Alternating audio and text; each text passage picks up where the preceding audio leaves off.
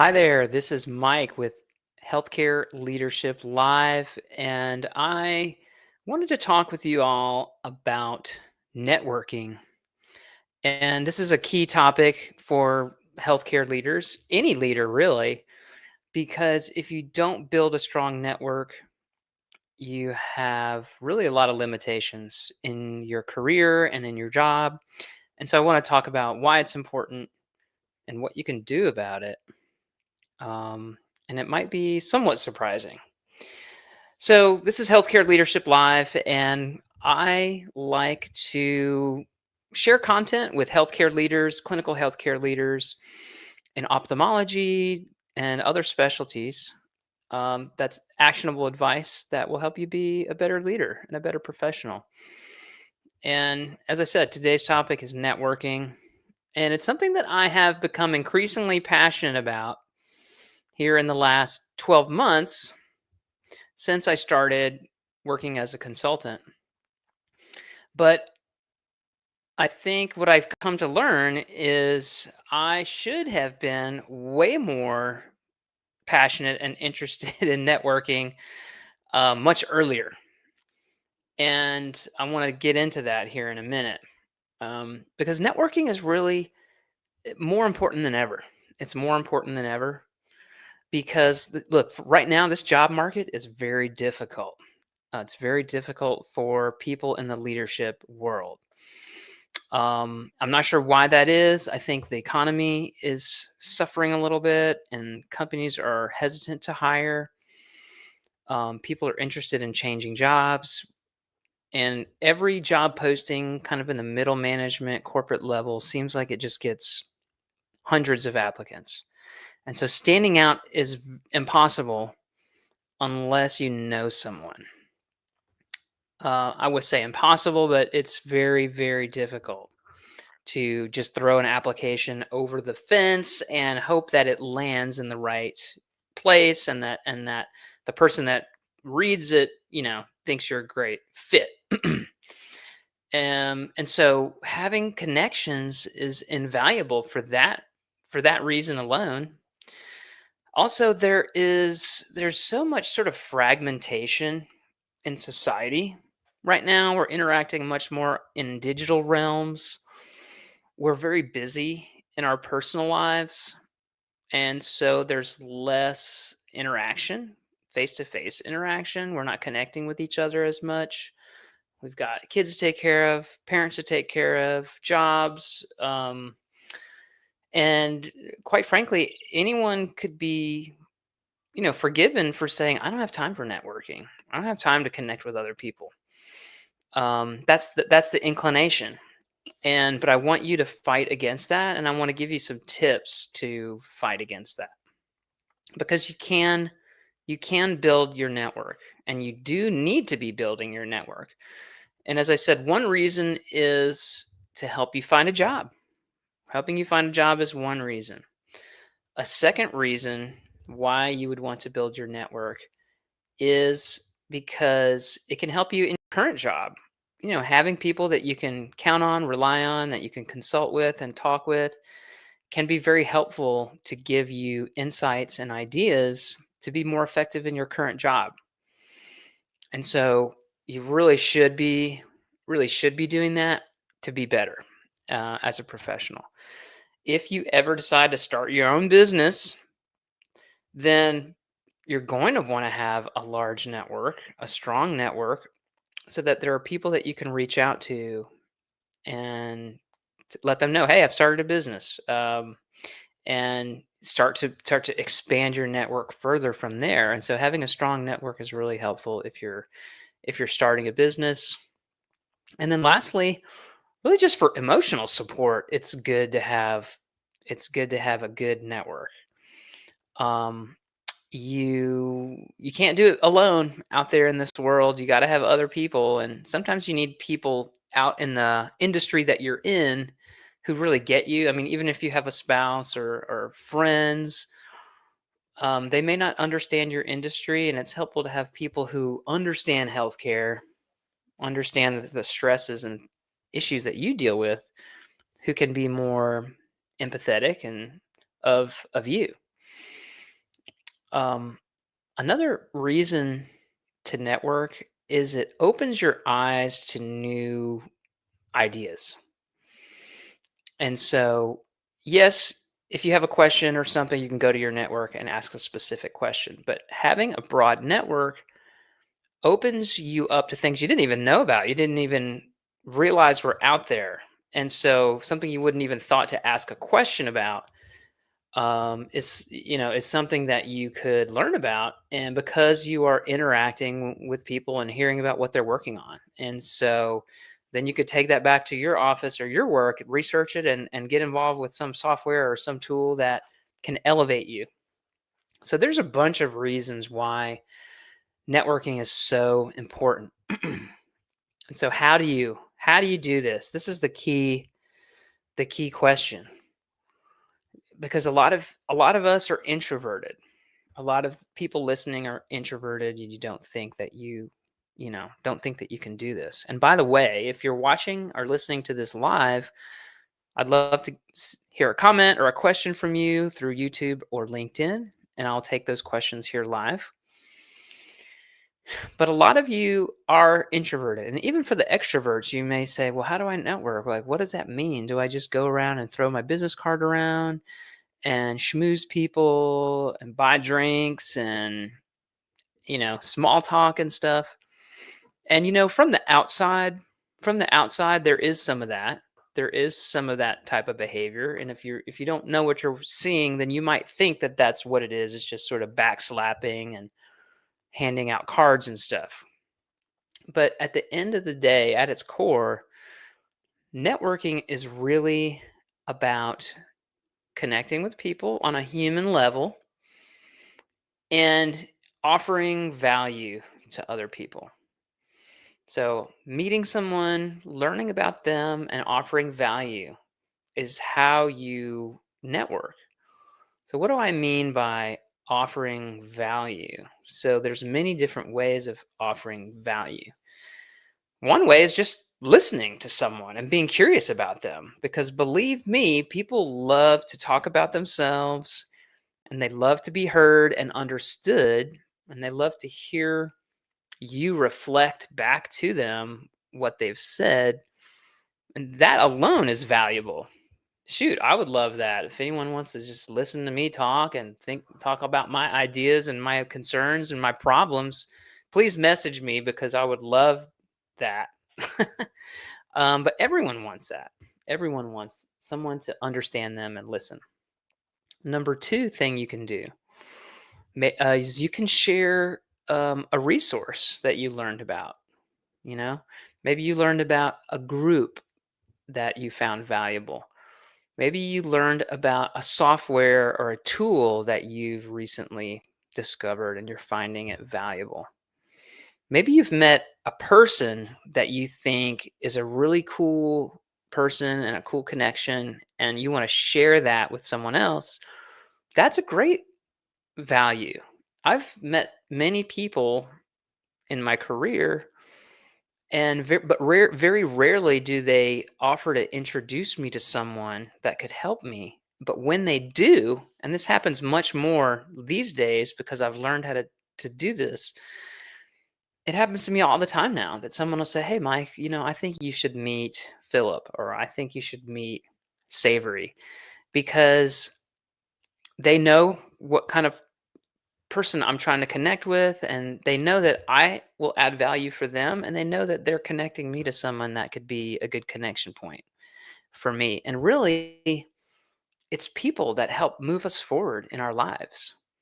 Yeah, I've read plenty of books, and I've, gone to school and stuff, but it's really been the people in my life that have moved my career forward, that have helped me to become better.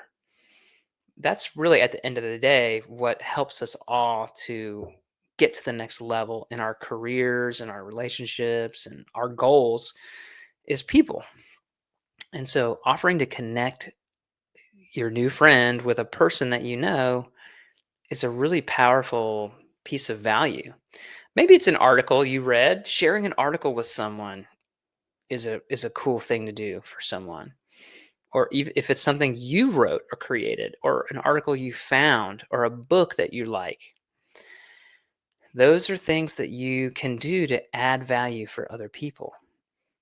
And it doesn't have to be in the moment. Maybe you send them a LinkedIn note. Say, hey, Sally, I was reading this book and I thought about you and I think it's really cool. You might want to check it out. Or, hey, Joe, I read this article on this website and I think it's really awesome. And I think it applies to your situation. Showing that you are thinking about them and you're thinking about the issues that they deal with, that is powerful. I mean, how often do we get that? Not very often, I promise you. That will make you that will make you stand out. If you send along a resource via email or text that you think someone would be interested in, that is memorable because it doesn't happen very often. And people appreciate that. They really, really do. And so add value, add value for people. Another thing I want to suggest is when people contact you through email, LinkedIn, or even the phone, they're trying to reach you to sell you something. And my advice with these folks is to make contact with them. And I was the person for 20 years who ignored the calls, who rarely emailed back, and who was dismissive of these vendors and salespeople. And I slowly started to realize that that was a mistake. And now I'm now I'm of the mind that it is incredibly important to connect with these folks. And the number one reason, there's actually a few reasons, but the number one reason is these vendors and these salespeople are incredibly well connected. They're incredibly well connected. And when you get laid off, or you have a question, or your kid needs a job in some industry or whatever, these salespeople want to help you, but they'll be less likely to help you if you've been blowing them off. Okay. If you take an interest in their product and you give them an honest chance to, demo or explain what they do, you're going to be able to preserve that relationship. And it is smart to connect with these folks. So if you're going to a conference, if you're going to some kind of a meetup that's sponsored by some EMR or some pharmaceutical company, just connect with the vendors and the salespeople, and be honest with them about where you're at and what your needs are. Hey, you know what? We don't really have a need for that right now. And maybe here's a couple reasons why. And one of my favorite things to do is say, like, a time frame when they can circle back with you. I used to do this all the time. I would say, you know what? We're swamped, but maybe check back with me in 3 months. Or, you know what? Next year might be better because I think we might need this, but we definitely don't need it right now. As a person who has been on the sales side of these calls, it's so helpful when someone can just be clear about what their needs are right now and the timing of when they might have that need. And even if it's like, hey, I never want this, I don't want it, and I'm not interested. If you can connect the salesperson to someone that might, man, that's a bonus point. Let's say I never need this, but you know what? Um, Mandy might need that because I think she might be looking at that issue, and so I can connect you with Mandy. That is huge, and believe me, you'll make a friend for life if you do that for a salesperson. And again, I can't emphasize this enough, but salespeople are very well connected. Another thing about salespeople is they tend to move around. They tend to move around because the industries go up and down and just different things happen. And they change jobs. And so the salesperson that's at a vendor that you're not interested in, maybe in 6 months, they may be in a different organization where you are interested in them, or maybe they're in a better position to help you now. And so don't be dismissive of them today because they can help you tomorrow. Um, and extending value to them applies to salespeople just like it does to other people in your network. add value, see what you can do to help them move their goals forward. And if there was one thing I could do to summarize networking, it's how can you help people?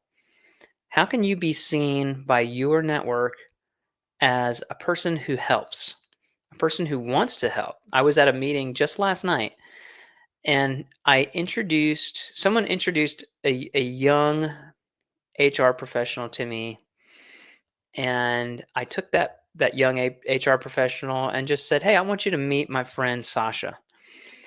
And just on a whim, I saw Sasha sitting there, and I said, "You know what? I'm going to connect these two people." And they started talking, and Sasha was adding value immediately for this young HR professional. And it was so tremendous to see. And you could just see why, Sasha has built up a great reputation and a career for herself because she adds value for other people. Even someone who's like a young professional who really can't do anything for her, that's not the point. The point is adding value, helping other people. Being known as a helper is a wonderful thing to do. It's going to move you forward. I do want to share a specific tool that I learned recently about. It's a free tool that I've been trying that I think is worth testing out, and it's called Boardy.ai. And I'm going to spell it out for you. BOARDY.ai. It's a free tool. I'm not sponsored by them, but I'm very intrigued. And the way it works is you sign up for an account, and you have to have a WhatsApp account, and it works through your WhatsApp account and your email. And basically what it does is it learns what type of people you want to connect with. And this is great for the introverts out there, I think, because it will help find people to introduce you to. And it learns about what kind of person you want to connect with. And it sends out connection requests to people within its network. And it comes back to you and says, "Hey, Sally, you might be interested in talking to Tom and Zeno." And it tells you a little bit about Tom and Zeno, and you can decide if you want to connect with them or not. And if you want to connect with them, then you can say, "Yes, I do." And what it will do is it will send an email to you and the other person, and it will do like a little email introduction. And then you guys can take it from there. You can email back and forth, or you can just have a live conversation. But it connects you with people who are kind of similar to you, or they are the type of people you want to connect with. So for me right now, I'm trying to connect with a lot of people in ophthalmology, and it's been bringing me ophthalmology connections, and I think it's fascinating. It's a fascinating use of AI, and it's almost like talking to your networking friend. So Boardy.ai is a cool tool to check out. And this kind of brings me, I guess, coming full circle a little bit is, in the age of AI, human to human connection is going to be more valuable and more premium than ever, I think, because there's going to be more AI out there. And so actual human connections are going to just become more valuable. They're going to become more valuable. And the AI is going to handle the stuff of like maybe helping you get you find the people to be introduced to, maybe. But then the actual work of talking and relating and helping each other, I think is still going to be a human to human thing.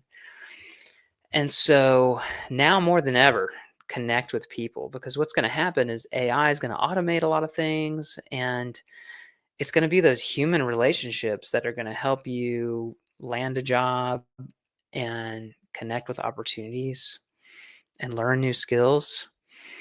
And because the AI isn't going to go out of its way to help you, the AI is just a tool to automate things. And so, but people will go out of their way to help you. They will go out of their way to do you a favor, out of the kindness of their own heart. I don't know that anyone has programmed empathy and altruism into AI yet. I don't know if that will ever be a thing. And so, using your human connections, making use of human connections and creating human connections, I think is going to be really valuable, more valuable than ever. And it's already incredibly valuable. So in short, build your network, meet people, give value to the people that you meet, show them that you're thinking about them, share things with them that might be valuable. Maybe it's a job opportunity, an article, or a thought. Um, Use tools like Boardy.ai, but don't put more time than ever into networking than you ever have. It's not about being schmoozy. It's about finding people that are like-minded and who you can help, and they will in turn want to help you. So that's my tip for today for leaders in healthcare. If you have questions about this, reach out to me. I love this topic and I love talking about leadership in healthcare. I am a human resources services provider. I help ophthalmology clinics and healthcare clinics to hire, retain, and manage their staff better. And there's a lot that goes into that, but that's what I do. If you're interested in that, I would love to hear from you. If you like this podcast, if you like this show, please subscribe. Follow me on LinkedIn, connect with me on LinkedIn. If you know someone who would be a good guest, please share that as well. But thanks for listening. This is Healthcare Leadership Live. Now go out there and lead with confidence.